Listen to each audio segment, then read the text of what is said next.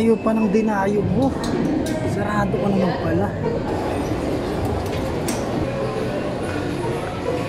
Atira ka tibay. Batang kaya po. Batang kaya po. Batang kaya po. Batang kaya po.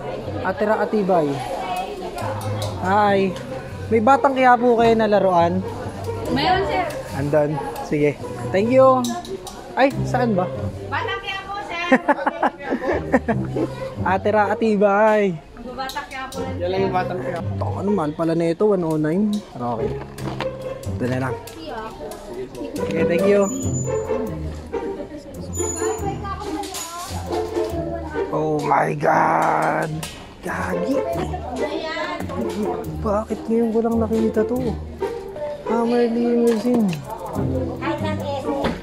Baka hindi ka na makauwi.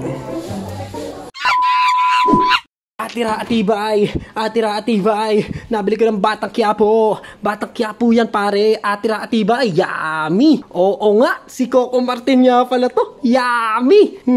Lasang caramel. Yummy talaga. Pare, nabili ko to. Yan, itong bagong laruan ng FPJs. Atang Quiapo. Yan, 109 lang pare. Pero ang ganda ng ano, no? Ano siya, palag-palag to guys. Tsaka malakas pare. Tignan nyo babalahan natin. Okay, dito lang nilalagay yung bala niyan. Tapos, ayan, subukan natin dito, no? No, ayun, kay Nobi. Nobi? Tinamaan si Nobi sa kanyang heart at napatitig siya sa atin ng masama. Huwag mo ako tititigan ng masama, Nobi. Kundi ba, barilin kita nito. Atang Quiapo. Atang Quiapo, alagad ng mga alamang. Kung huwag kang matakot na hindi ka niya papalampasan, papaluin ka ng tubo sa iyong tagiliran. Batang Quiapo, alagad ng mga alamang.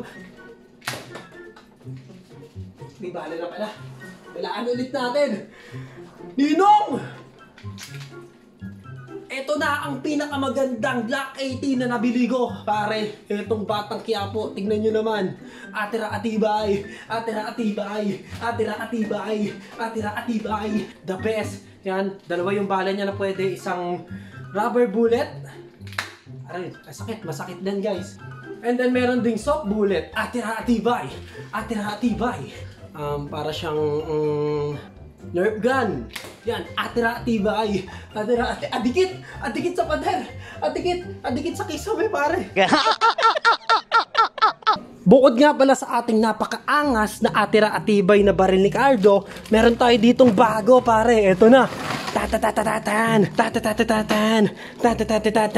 Shooting duel 永久抗战上全息雄性风行上手 Popular ages 8 and up. Tangin. Sino bang nagsulat na ito? Naggawa nito? Sino ang graphic artist nyo, tol? Yung Pormo Pop. Tapos ang laruan natin dito, Menet ngan, ages 3 and up. Sinong maglalaro ng pellet gun sa age 3? Pare.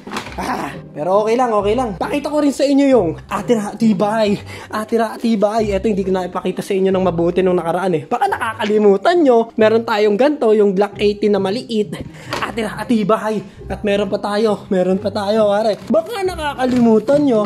May bago tayo dito na Q9. Ay hindi, napakita ko na sa inyo to eh. Yung isa, nasaan yung isa? Nawala yung isa pre, na-sold out agad. Nawala yung isa, na berets. Nasaan yun na isa na berets? Ito. Black 18 na camouflage. Atira atibay. Pellet gun talaga tayo ngayon for today's vlog. Ito nga pala, baka nakakalimutan nyo din ang napakalakas na caliber 45 natin dito na atira atibay din yan guys. Ito hindi ako mapapahiya sa inyo dito sa mga handgun natin. Pare unti-unti alisin ko na yung mga medyo palpak na handgun natin. Yan. Ito na yung mga matitibay natin dito. Pero kung sa bagay sa handgun nga pala wala akong masyadong problema. Ang may problema ako sa sniper pare. Yan, yung ibang sniper kasi pare hindi ko sinasadya, hindi ko kasalanan guys. Yung iba nating sniper talaga, pare ewan ko sa ano ko. Hindi ko alam sa supplier ko bakit ganun. Pero aalisin ko na yon. Yung L96, wag na kayo mag-order nun. Aalisin ko na yung L96 pare. Yung iba kasi may problema kaya tingnan nyo. Return pare, may return akong dalawa dito. Atira atibay. Pero hindi naman lahat. May mga ano lang, may iba ayaw kumain ng bala. Pero pare sasabihin ko sa inyo, yung Garan pare. Garan tsaka jungle snipe, yun, the best yun. Yung dalawa na yun, wala tayong magiging problema doon. Yung 689, tsaka yung L96, depende na sa inyo kung gusto nyo talaga nun. Pero pare, yung labas ng bala niya, hindi siya consistent. Yan, malapit ko na siyang alisin, no? Ito na ipapalit natin. Ito pare, ito, astig to. Ganda nito pare, may isa pa ako, wait lang. Atira atibay. Ito pare, atira atibay, oh. Bang bang bang bang bang bang bang bang bang bang bang bang bang bang bang bebe bebe bang bang. Ang haba ng ano niyan, ang haba ng magazine niyan. Ano na muna tayo, ang sniper natin ititira ko sa sniper, yung jungle and then yung garan. Yun lang yung ititira ko. Pero the rest, ay yung P19 nga pala, P1977 na black tsaka tan, the best pa rin yun. Wala akong masasabi doon. Ito yun, oh. Tira atibay. Yan, ito yun, the best yan pare. Iba pumutok yan, malakas yan.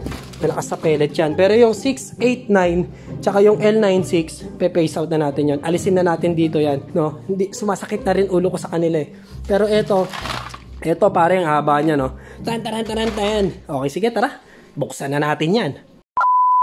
Guys, comment nyo nga sa comment section ko anong klase ng baril do. Pero familiar siya sa akin, parang ito yung ginagamit ko sa COD. Pero ito kasi may silencer na mahaba eh, no?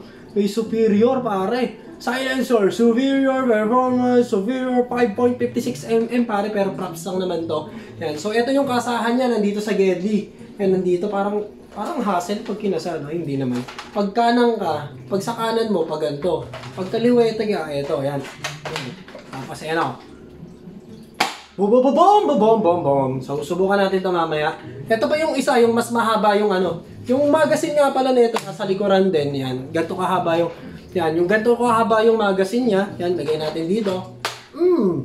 And then, ito naman yung isa. Yan, ito, Troy yung nakalagay. Pasensya na guys, di na ako nakapag-research, no. Ito rin isa na to, pa-comment naman sa baba kung anong unit to ng pellet gun, pare. Pero ang haba ng ano nyo, oh. Ang haba ng magazine niya, pare. So, siguro kasya dito mga 20 to 25 pieces ng bala. Yan, rat-ratan to. Kaso kasa ka ng kasa dito kasi nga pellet gun to, spring type. Kasa ka pa rin ng kasa. Ayan o.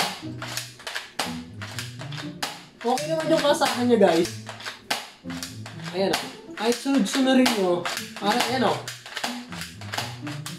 Sa mga nangingi sa akin, i-test mo naman. Ito, 1 to sawa to test o. O, diba? Yun, hanggang sa masira pare. So uling video natin, nagpakita ako ng bago na Beretta na Q9 pare. Yan yung kusang naglalak. Yung Beretta na yon pag wala na siyang bala. Ito namang Beretta natin ngayon, yan. May bago na naman po na unit ng Beretta. Yan, nakita nyo? Yan, oh, ayan o. Bagong unit ng Beretta. Meron siyang takip dito at pwede nyong palitan ng laser itong nasa baba. Yan, pwede tayong mag-add ng mga accessories niya. Pero pag wala ka namang i-add na accessories, balik mo na yung takip dito. Yan. Ang kinagandahan nito, katulad sa unang version ng Beretta, silver yung dito niya. Yan, silver.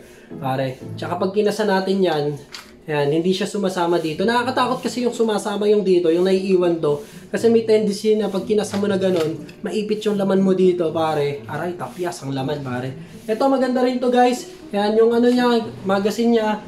Standard magazine pare, siguro mga 10 to 15 pieces, pero parang 10 to 12 pieces, no? Yan. Ay, mali. Yan, pellet gun lang to guys, pellet gun lang sa mga nakakapanood. This is pellet gun pare, pellet gun lang, mga imitation yan, mga model yan. Ito, okay. Mamaya subukan din natin to, bagong Beretta guys.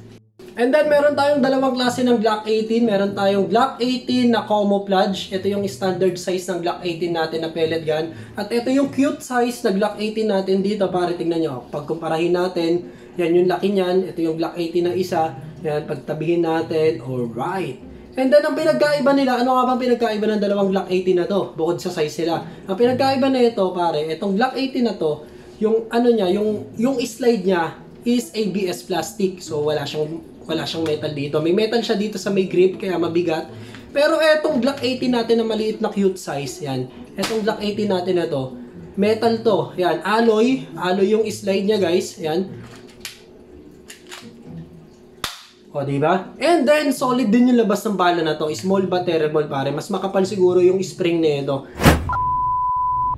Yan, dito ulit tayo sa ating target shooting, no, yung ating karton. Pero sa susunod guys, bibili na tayo ng target shooting natin na maganda, no.